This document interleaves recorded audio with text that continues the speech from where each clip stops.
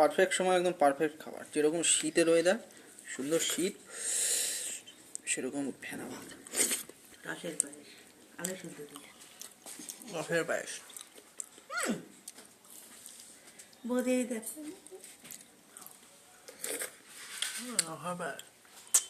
কিরম রসের পায়েস? কিরম?